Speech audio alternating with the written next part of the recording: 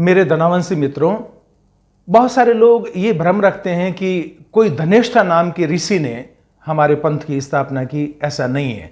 अगर ऐसा होता तो हमारे पंथ का नाम धनावंश नहीं धनेष्ठा पंथ होता।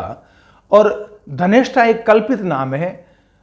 वैसे जो चंद्रमा की 27 पत्नियां थी उनमें से एक का नाम धनेष्ठा था और निश्चय ही उन्होंने धनावंश की स्थापना नहीं की। न कोई धनुर्वंश है, न कोई धनिष्ठा वंश है, न कोई अन्य कोई कल्पित नाम हो सकते हैं। ये केवल धन्ना जी द्वारा प्रवर्तित है। आप सब जानते हैं कि हम धनावंशियों के समस्त गोत्र जो लगभग 208 के आसपास है और वे सारे के सारे जाटों से मिलते जुलते हैं। इसीलिए हैं कि क्योंकि जाट जाति को ही धन्ना जी ने अनुयायी बनाया, वे स्वयं जाट थे, तो वो सारे के सारे आज से 547 वर्ष पूर्व सारे के सारे धनावंशी बन गए। और जो धनावंशी बन गए अब उनका पूर्व जाति से कोई नाता नहीं है, वे विशुद्ध रूप से धनावंशी है और अपने उसी आचरण में वे चलते हैं।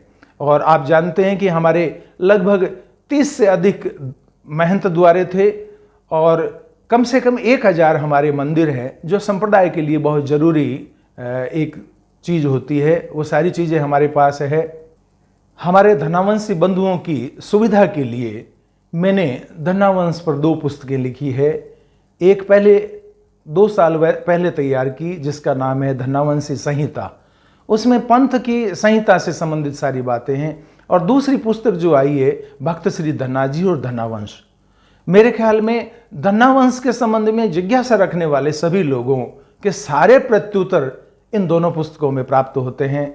अगर आप बहुत मन से इन दोनों पुस्तकों को पढ़ेंगे तो धनावंश से संबंधित कोई भी प्रकार की जिज्ञासा बाकी नहीं रह जाएगी।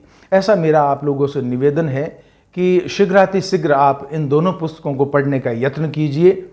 और जो पहले वाली पुस्तक है वो तो निःशुल्क है, आप अगर मंगाएंगे तो हम आपको प्रेषित कर देंगे।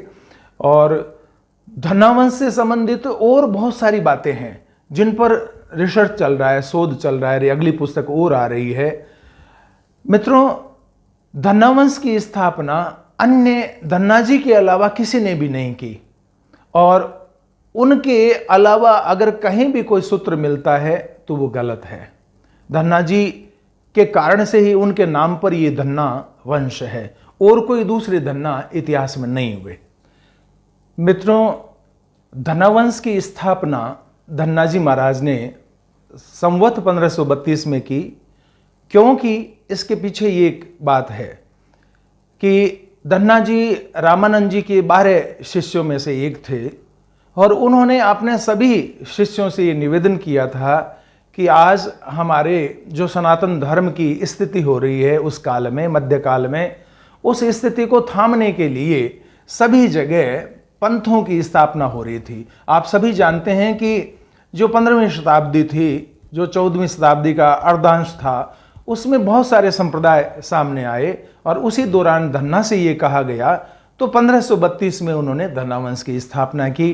प्रारंभ में बहुत थोड़े से लोग धनावंशी बन पाए और उसके बाद धीरे धीरे 200 वर्षों तक धनावंश का विस्तार होता गया। और आज पूरे राजस्थान में कुछ ऐसे जिलों को छोड़ करके बाकी जिलों में धनावंशी रहते हैं और सारे ही धनावंशी जो है वो धन्ना जी महाराज में विश्वास रखते हैं।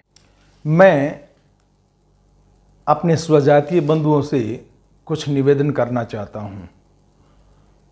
मैं धनावंशी हूँ और धनावंश समाज के संबंध में अपनी कुछ बातें रखना चाहता हूँ। अक्सर हमारे लोगों में धनावंश पंथ को लेकर के कई तरह की जिज्ञासाएं हैं। उनमें एक जिज्ञासा तो ये है कि हमारे धनावंश में धन्ना शब्द लगा हुआ है, वह क्या है और वह किस धन्ना का वंश है। मित्रों, वंश 2 तरह के होते हैं, एक नाद वंश और एक बिंदु वंश।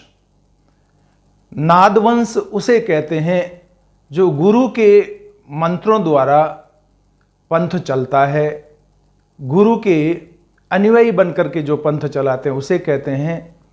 और दूसरा बिंदु वंश उसे कहते हैं जो पिता के द्वारा आगे से आगे चलता है।